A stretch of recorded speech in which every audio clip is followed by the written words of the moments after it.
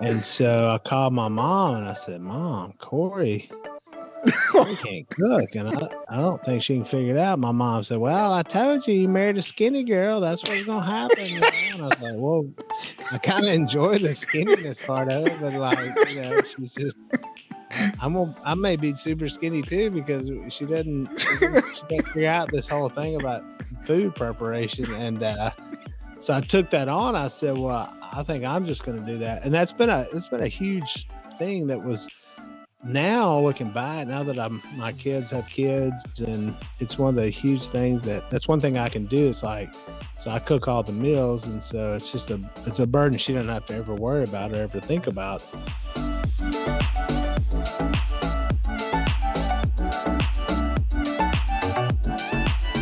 Hey crew, it's Adam. This is The Conversation, and we are now at episode 251. 251 episodes of The Conversation, and I mentioned it last week, but each week moving forward, we will now have the full conversations, the full episodes of The Conversation every week on YouTube and also on Pando.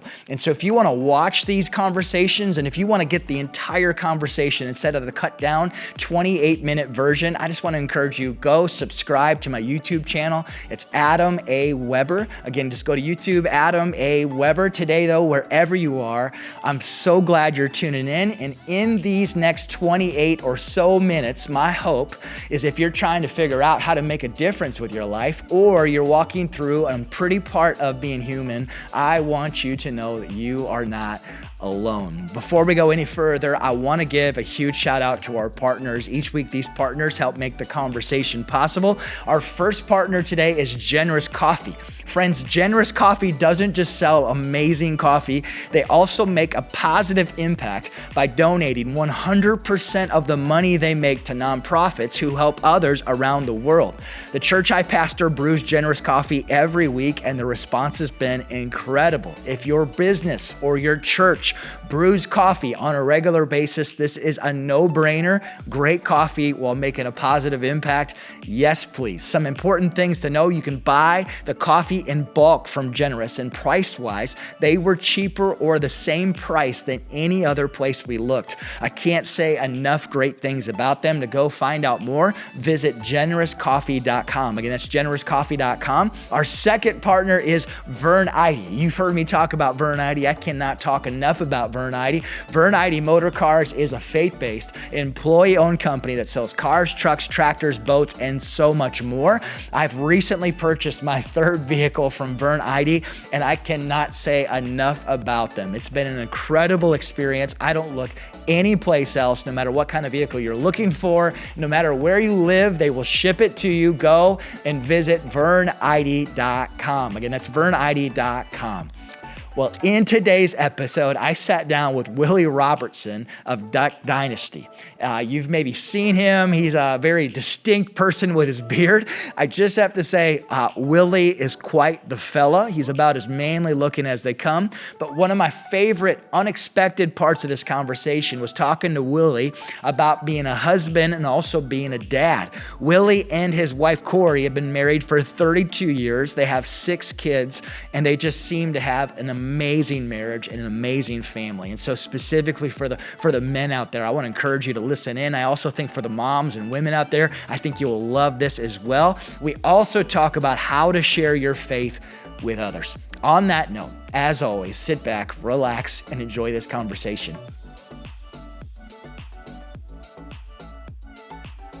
Willie, we typically hear a person's highlight reel. If you're willing to share a current unpretty part of your life, something you're grieving, struggling with, something that just plain sucks, is there a current unpretty part of your life? I can't really think of anything. We started off before. I tell you, yeah, my mom broke her foot, so yeah, that's been a problem. So I've been trying to help her get lined out, and I just went and cleaned her house out so she could get around. And so I've been dealing with that. So mom's been down for the count for a minute. Before we started recording, you said anytime you don't have a tag on your toe, Is that you? I'll let you say that phrase. No, there's this little old lady that I used to go to church with years ago, and I'd say, "How you doing?" She goes, "Well, I ain't got a tag on my toe, so I'm doing all right." I'd never heard anybody else say that in my life. The Miss Willa would say, "I ain't got that tag on my toe." That's good. Okay, so Willie, when I came into this interview, I'm like, I feel like we could talk hunting together, all kinds of different things we could talk about. The things that honestly that came to the surface that I was like, I want to ask Willie about this. First off, marriage stuff. Just as a dude, it seems like you and your gal have a really cool marriage. Advice or things in looking back 10, 15 years ago that you're like, man, this is something I did right as a husband that I'd pass on to another man, or this is an area that I needed a swift kick in the rear. Anything marriage wise that you think has brought you to the marriage that you have right now? Well, obviously, I've done both, and we've been married 32 years. So yeah, I think my advice has always been give more than you take, and so that's kind of the attitude that I take, is that I just want to give more than I take, and not consciously, but like you kind of think that way, like I'm just gonna give some more, and try not to take. There's times where you have to take, obviously, but I just find that if I can give, and if I can just be, and find what those things are, and I think it's, for me, I try to find the ways that working together can be difficult, and so because we work together, live together, obviously, but then work, location together, and most of the things we've done. So, yeah, and that can be tough. I mean, it can be tough. I think creatively it can be tough.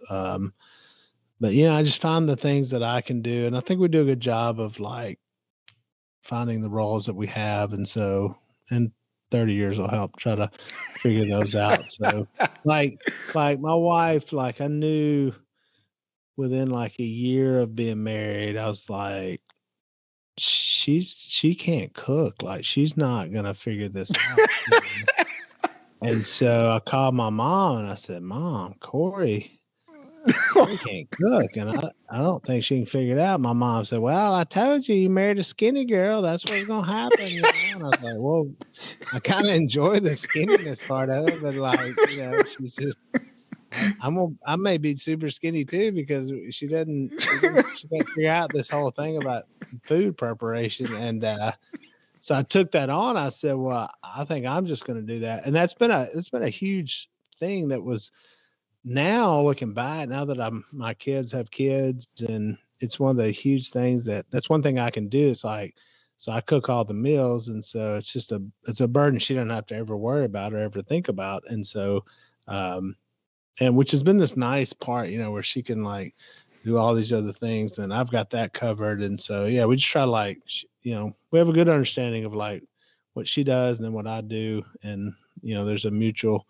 appreciation for what that is. And, but yeah, I've had to learn things too. I think just getting kinder, nicer. We grew up so differently. Like she like her parents were,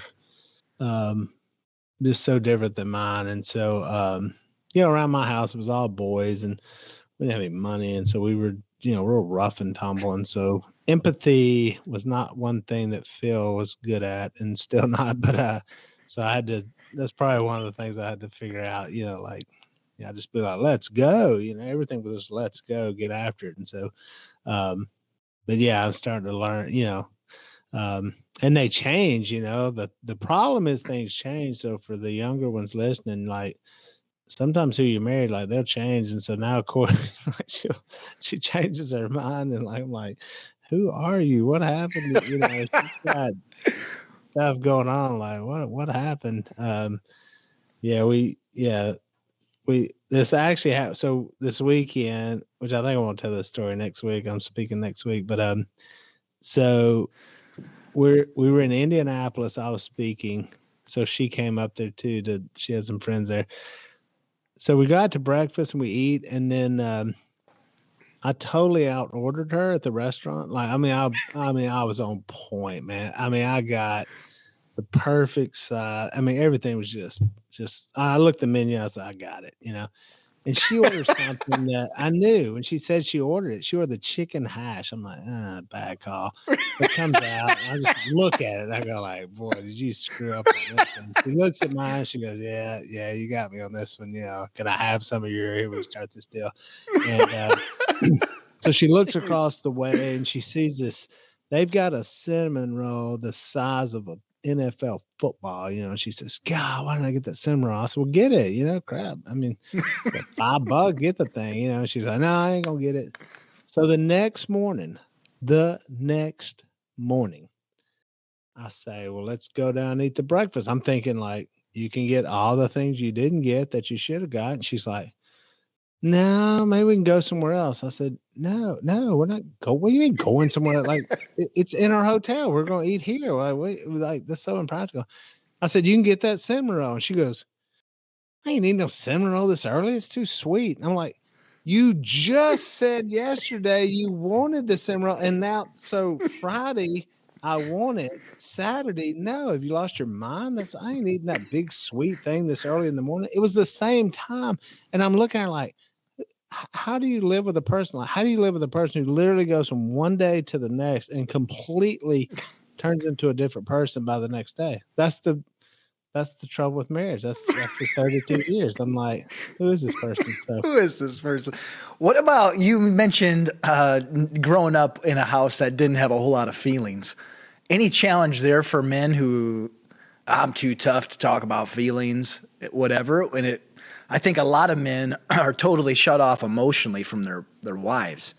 Any challenge you would have there, or just like suck it up, buttercup? Yeah. Well, you just got to change that. You just got to change. You just have to change. So you have to have the ability to change. Any man that's like, I ain't changing, I just don't have a lot of respect for that. So like, you have to be able to change. And, if that's not the way you grew up, for me, I had to learn that. I had to learn like, okay, I've got to consider, there's other feelings here, and it's not all just my way. And the problem is because I'm not right a lot, so it's like I can't rely on that. So we have and we have, because Korie and I do things, well, I say together, but it's not, this ain't the Willie show, and she's some sidekick, I mean, she does her own things. She does a lot of big things that she does as well. And so I think which is not, it wasn't traditional. It wasn't, actually both of our parents were like that, like especially my mom and dad. Kate she was kind of the sidekick, and she did the cooking, all the traditional stuff. And so in our house, it's the opposite. Like I do the cleaning, like I do, I wash my clothes, like I do the cooking, and so I'm which I like, I kind of like that it's different than I grew up, we kind of took on this kind of different role. So it kind of helps me to stay a little different in that.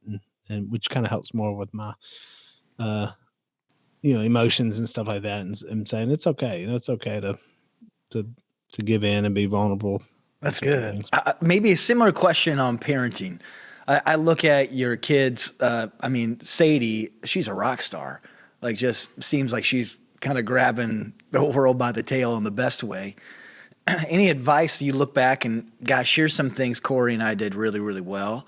To kind of set that in your kids, even your daughter, to have that, like maybe some things that you did well as far as faith-wise, just putting that inside of them. Like it wasn't something like, oh, we started her, 8 years old. We started, training her in speaking or something. It was, she kind of had that gift early on. We noticed that and saw that the attitude she had.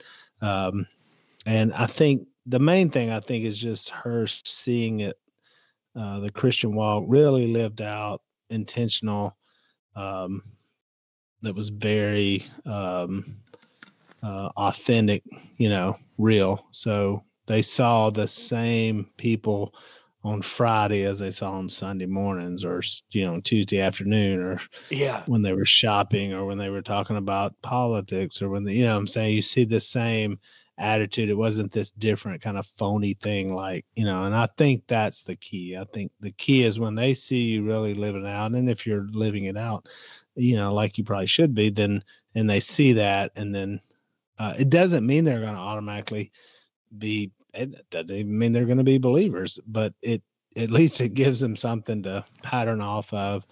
That's better than not. It's better than some kind of phony, like, verbal only, Christianity. So I guess that's all I can say that I've participated in that. It's just in being consistent and being, loving, and all my kids do things, and they've all done different things. And so, but yeah, she certainly has a gift for communication, especially the bigger the crowd, it seems like the more she excels in that, and that's hard, but I speak a lot too. And so she saw that, she saw speaking and that as well. So it's something that she did kind of witness as well. That's cool. So this next question, honestly, is for me more than anybody else. I think you're right around 10 years ahead of me age-wise. Something I'm struggling with, honestly, terribly, even as we speak, is just trying to juggle everything. Just totally feeling, first thing this morning, Lord, I don't even know how I'm going to juggle all of this. Things that as your career, even just if you can kind of look back 10 years ago, everything taken off, works, TV show, blah, blah, blah. Things that you did well of not losing your soul. Maybe that's not even the right use of it right here, but just trying to not just get through, but how to enjoy life, how to have abundant life, how to be a good husband in the midst of all of it.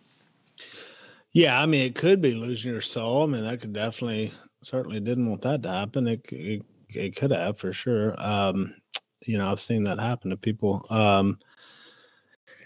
Maybe, I don't know, I probably answer that differently than how you'd think. I get that a lot, like, how do you do everything that you do? And one is, I don't necessarily, my goal is not to be necessarily balanced, or what people's idea of balance is. Yep. I want to be unbalanced for the kingdom of God. Same here. So when I read the book of Acts, like, I don't see a lot of balance and not juggling. It's like, it was like life or death, and getting the message out. Like, I think like, oh, I'm trying to figure out how to do all these things. The other thing is, I guess I would question when people are juggling things. It's what exactly are you trying to necessarily figure out? Like, what is it that you're trying to accomplish? And so sometimes that can be trying to accomplish, perhaps things that aren't somebody else's expectations of you as far as what you're trying to accomplish. So like, just because I've done, like, if you've done TV and if you've done something in the spotlight, all of a sudden those things seem to be more important. It's like, oh, well, then everything will bow down to that. It's like, oh, that's the most important thing because you're famous, and so, but that's not necessarily true. And it could be like, so what does it mean? So like this past weekend, I was speaking in Indianapolis. The weekend before that was Easter weekend. I was speaking in Oklahoma on Easter Sunday. And I spoke at Good Friday at Chris Tomlin's event in Nashville on Friday night. So I was able to give to thousands and thousands of people. Now, what did that mean I missed out on? Well, I missed out on an Easter egg hunt that was here. And these are fine things. They're not bad things, but, I felt like, well, if I have a chance to get the gospel out to this many people, at this point, again, back to the book of Acts, what would Paul have done, or what would Peter have done? Would it have been, and so, yeah, I may have to sacrifice some of those things that were jumbling. Like, even practically in my community, like, I see this struggle with like people they have kids and they put them in baseball, and then which baseball is like it's last night I called it baseball church. And so, cause I said, cause we meet on Monday nights, and I said, wow, baseball church got canceled because it rained last night. So baseball church got canceled. So we had way more people. So then it's like, oh, we're trying to figure, because we've got baseball, we've got this. And so, yeah, we sign up for, I'm not saying they're bad. I'm just saying, yeah, I understand why people are trying to juggle even their meals. It's like they're trying to budget in a meal and work and this and that. And so, yeah, if you got yourself that frazzled, now I'm able to do that a lot because, after years and years, we have a have a great team of people. And so I invested in people and a team of people that do a lot of the things. I'm just a big proponent of, I try to do, especially for money, what I do best and what I like to do, but it's not necessarily what I would choose to do, but it's like at some point you still have a job. And so I need money to do other things. And so I do that. And then anything else I can put to someone else that has the time and effort and needs a job or whatever, you can do that. And so I think there's a certain spirit of empowerment where it's like, no, I'm empowering you to do this and run it and go. And, it's why, I don't mow my grass. When I was 22 years old, I remember saying, if I ever pay somebody money to mow my grass, I have lost my mind. Yeah, I just couldn't not doing that myself. And then here I am, I got somebody else mowing my grass, but somebody else is mowing the grass, and that's what they do good, and they love mowing their grass. I love mowing grass. So like I get it, and I look out there and go, I wish I was out there doing that. And so, but it's about what you can do. And if I have a, public speaking ranks higher than death as far as people's fears. Like people would rather die than to speak in front of a group. Well, if I have that knack and I don't have that fear, I'm going to take advantage of that. I'm going to jump up in front of people and talk because it really doesn't give me fear or anxiety to do that. And so, and then in the past few years, I realized once you feel like you have something you need to say, or that perhaps God even wants you to say, that's a game changer as well. Because it's not just, hey, I'm getting paid money to do this. It's like, I need to get this message out to people. And once you have that mindset, it really changes. And you're like, man, I need to go do that. And so that's kind of a mission mindset, which is where the book came out of, that kind of have that mission mindset. And, if you go to Matthew 28, when Jesus comes back from the dead and he gets everybody together, and he gives them like these last instructions of what to do. And I'm really paying attention to that because I'm going, what would the last, if I was dying tomorrow, or if I was leaving tomorrow, like what would be the last things I would say, like, all right, make sure, here's what we want to get done. And he said, make disciples, baptize people, teach people. Those are 3 things. What just kind of hit me in my life. And I thought, if I'm not doing any of those 3, if I'm not near any of those 3 things, as far as the mission of my life, which the mission comes from the Great Commission, if I'm not doing any of those, then I'm on the wrong mission. Like if my whole mission in life is just to try to go to church and be a good person, like that, that's not a mission. But I know a lot of people, that's how they live their lives. That's literally how they live their lives. They don't just go to church. They try to go to church for an hour and they're wondering like, wow, why isn't life working out for me? It's because maybe they're on the wrong mission. So I at least want to be close to those 3 things. How do you participate in making a disciple? How do you baptize people? And then how do you teach people? Every one of them involve at some point opening your mouth and talking to someone. Like you don't do any of those things without talking to someone. And so, which gets into a conversation, which then, so yeah, that's the kind of mission that I think about. And I think about life and death. It's a little bit opposite. I feel like, so once we're saved and essentially at that point we become eternal, right? So we're already there. Like at some point we'll leave this earth, but you're already in this eternal state with God. So I feel like, God, I'm still on the earth. So I'm eternal. I will be in heaven with God, but I'm already with him. We already have this relationship and I'm already one of his, but he still has me on this earth. And I'm like, ooh, so I'm one of the few people that I'm still on the earth, can do work here. I can talk to other human beings. I can talk to people who don't have a clue about eternal stuff, and because everybody in heaven is all they're talking about is eternal stuff because they're in, I'm assuming I'm not there, and so for me in my mind, I'm like, wow, I'm still here on this earth. So while I'm here, what could I do? What could I say? What would I say? And so it just gives you a different mindset, That's about good. how to live life. So faith-wise, like how do you start and have conversations about God with people outside the church? What does that look like? And specifically, I look at you, Willie, as somebody who I'm just like, man, I just want to hear how that looks for you, like practically speaking. How do you begin those conversations? Because I know even a lot of guys in my life, I want to tell people about Christ, about Jesus, but I don't even know where to start. And who am I? And I'm not a pastor.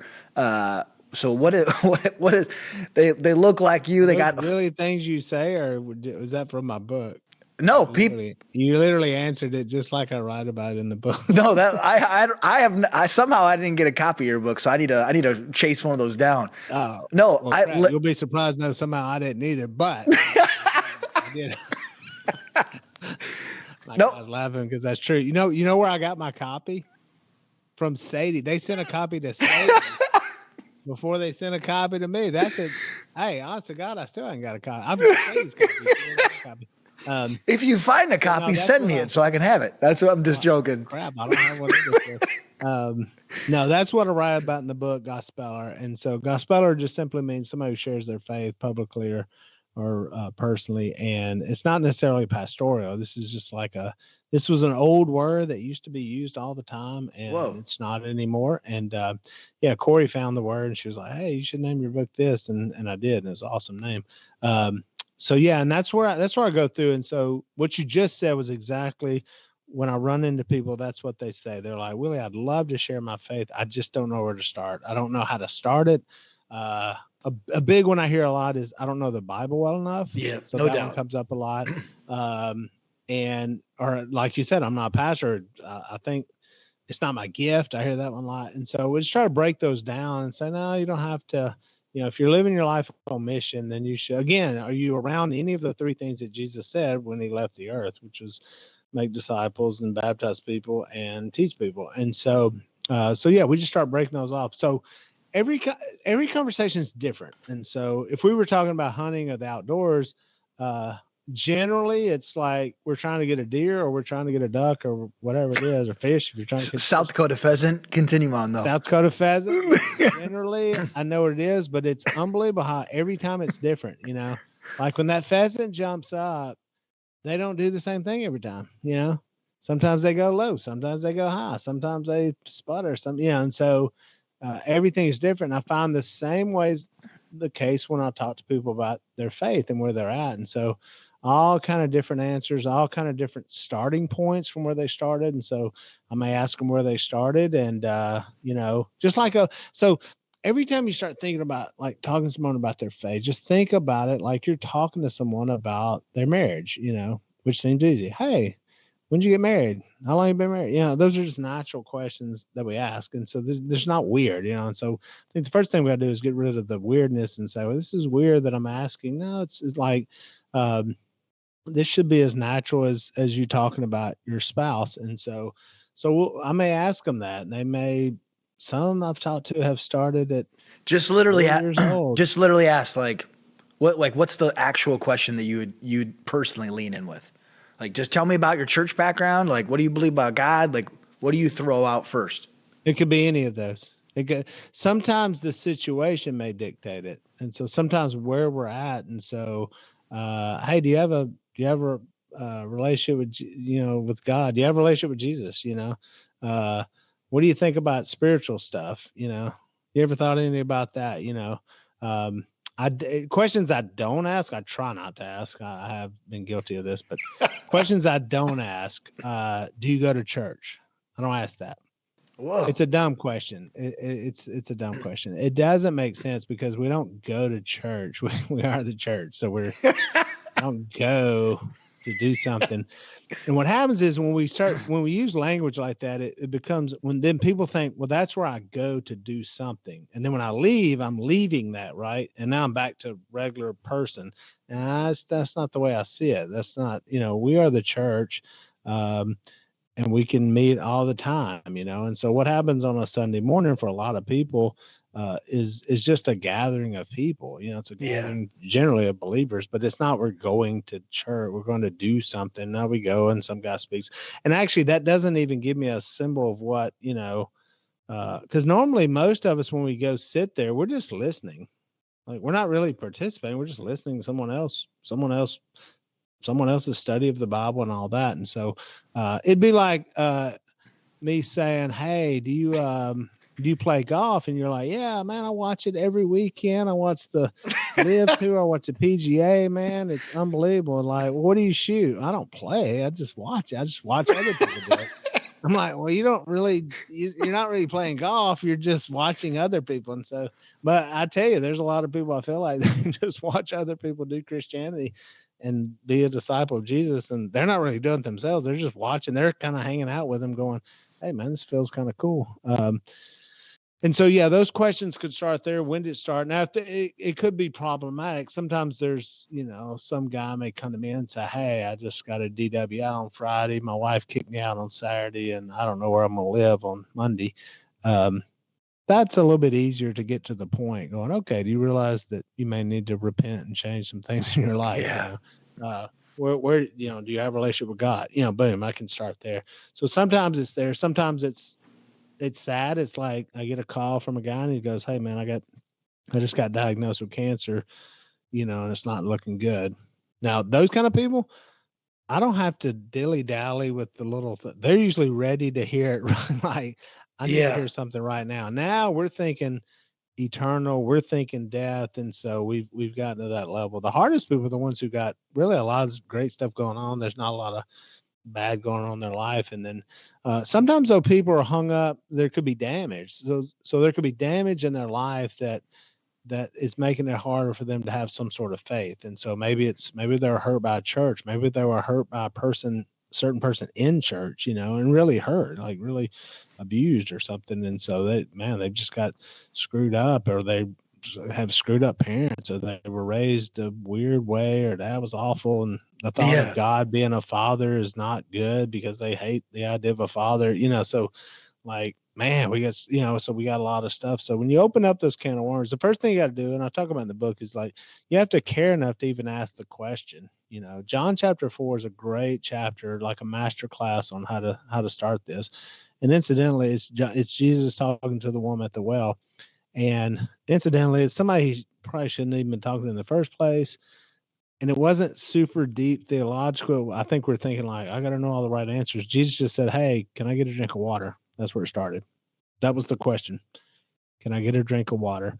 And he starts talking to her about spiritual things. She doesn't understand what he's talking about. So don't be surprised when you start mentioning spiritual ideas and people are totally lost. She was too. He's talking about living water and she's going, do you have a ladle? Do you have a bucket? I thought we was getting water here. He goes, oh, I'm going to give you some water. All right. Then he gets into her story. And so that's a big part of the book. And that's where, like you were saying, what do I ask? I usually would just say, what's your story? Tell me your story. What's your faith story? What does it look like? And then she starts giving him the story, but she doesn't give him the whole story, which I find that true. Most of us rarely ever just tell you the whole story of our life. Yep. So she gives him part of it, right? I don't have a husband. He goes, oh, you don't have a husband. Yeah, I know your life. And so he starts laying it out for her. And I think the reason he did that was because he knew she was going to have to deal with that. I don't care what you go to. It doesn't even have to be religious. You can go to AA, you can go to any counseling session or marriage counselor. They're going to get to your story. And because they know you're going to have to deal with this. You're going to have to deal with the damage, the pain, mistakes, whatever it is in your life, you're going to have to deal with it. This is not just church stuff. This is life stuff. And once you can deal with it, then you can have some healing and then you can move on and forgive who you got to forgive, get past what you got to get past. So, and that's what Jesus does with her. And by the end of the story, the whole village, she goes back to the village, tells the whole town, they all come, they all know Jesus. She knows Jesus. Her life's changed. Their life's changed. She becomes one of the first gospelers. She actually went and told people about the gospel. And so that's how it can happen. I think that's just a beautiful way of how to engage someone with their story. Now, did Jesus do that every time? Did he do that method every time? Nope. He just did it with her. He tailor-made the situation to her. That's good. The story's the same, but he tailor-made the water, the getting the drink of water. I met her at a well, and that's where we got started. And then, but look how he comes up to other people. Look how he approaches perhaps the woman caught in adultery. Yeah. Different situation, right? Now he becomes some sort of protector and saying, hey, and then he talks to her and shares something different with her. And I'll go and, he knows her story because it's pretty Yeah. obvious they're fixing to kill her. Look at how he talks to the rich young ruler.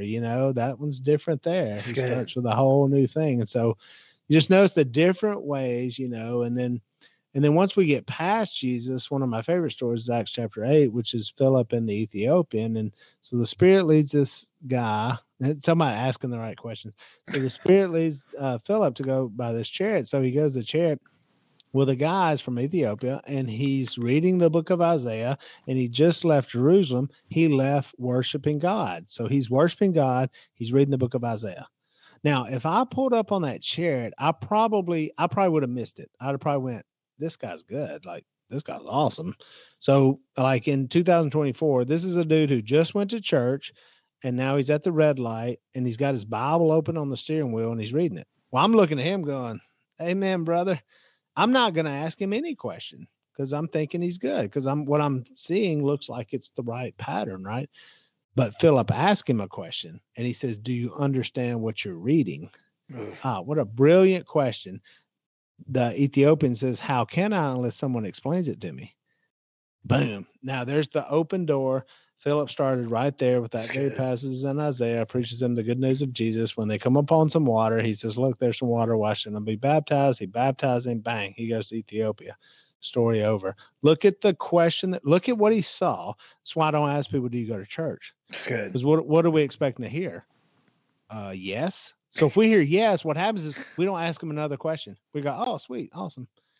And we don't even invite. What if, what happens is I would ask somebody, hey, do you go to church? And they'd say, yeah. And guess what? They would say the church I went to. They would say my church. I'd be like, oh, so do I. And I'd be like, wait a minute. I haven't seen you there. Yeah, I ain't been about 3 or 4 years. That's the rest of the story. So they gave you the answer. It's kind of like the one with the well. They gave you that, I go here. Maybe that'll keep you off my back, Or if we hear the answer's no. So that the answer's no, then we invite them to the place we go to. And then we just hope that they'll sit and listen, and maybe they'll get it from what they, it's not the end all. It's probably not the best way to actually evangelize somebody. It's not bad. It's just not, maybe that's not the best. So Philip asked the right question. He got past what he saw, which looked like the guy was good, and just asked him. And the guy had no idea who Jesus was. And so that was a great question. I mean, that's good. I can ask many different questions. And then what I'm doing is I'm listening, and I'm listening. And this is, again, good. This is good marriage advice. Like, I don't need to talk as much as I need to listen. So when I listen, I'm going, and I hear something there, and our spouses, they're weird how they'll say something. They're like, I've been telling you that, but we don't hear it, right? Because we weren't really listening. We're just like, I didn't hear that. And so when I'm listening to people, oftentimes I hear something. I go, there you go. That's a fear. That's the problem. Maybe that's what's holding you back. Maybe that's what you're, That's good. Like when COVID, it was like, I'm so scared to die. So my natural question would be, why is that so scary to die? Well, because I don't, boom, I'm in. Now I'm in, and we're having the conversation, and we'll see where it leads to. And I'll generally go back to where it started. Hey, where did this start for you? And then, and it's funny with people how the answers they give. It's like, they may say, well, I was 6 years old and I was at church camp. And then usually I'll just say, how's it been since then? How's it been? Yeah. And then I listen, and then a lot of times I'll hear like a terrible story. And it's like, it's been awful. And it's like, and then I was on drugs and I did this. And it's just all bad, And so I'm trying to find where is that new life in Jesus, and I'm listening to the story. And then, so sometimes I'll repeat it back to them just like they told me, and they'll be like, oh crap, that sounds awful. And I'm like, well, that's what you told me. Like that's your story. And so I think sometimes we're hoping we're known in heaven somehow differently than how we're known on this earth. And so, yeah, we start there, and then we just kind of walk through, and I got usually about 7 passages I go through, with people, and just try to get them to see where they're at. And if they want to say, hey man, I think I'm great, good. But if they're not, if they're like, man, I think I got some answers. So something weird I find is, so that's good. So I ask you, so are you married? Yeah, I'm married. Yep. Married with four kids. How long you been married? This August will be 20 years. 20 years. Okay. So let me stop you right there. So if I ask people, hey, are you in a relationship with Jesus? Here's what I hear a lot. I hope so. Or I think so, or I'm not sure if I am or not. Yeah. Like I hadn't thought about it in a long time. So if I just ask you where you're married, and if you were to say on your podcast and you were to say, I don't know, I hope I am. I'm not sure. I hadn't thought about it in a long time. I mean, wouldn't that be so bizarre? Like that would just be like, you're not sure if I don't know. I haven't seen her in a long time. I don't know where she's at. Like maybe we are, maybe we're not. But yet that's the answer that I get a lot of times with people with their relationship with God. They're not. They're like, I don't know. I have no idea. So true. I hadn't even thought about it till you bring it up. And so I don't know why that should be different than, as a matter of fact, as you just said, 20 years. Here's where it started. Here's where, and I think most of us understand that. And I think God He put this relationship with him in these terms of human relationships so that we could somehow understand what a relationship with him would actually look like. And so he said, I'm your father. Okay, I understand that. You will be brothers and sisters. Oh, okay, I understand that. So you see what I'm saying? He's putting it in human terms. You're like the bride of Christ. Okay, two become one. Okay, so he's putting it in these ideas that we can actually understand. And so sometimes I use that. Paul says the mystery of marriage that's actually the relationship of Jesus with the church. That is the mystery of it, and so sometimes I use that to try to help people to, maybe catch on, like, oh, okay, maybe this is what this relationship with God looks like.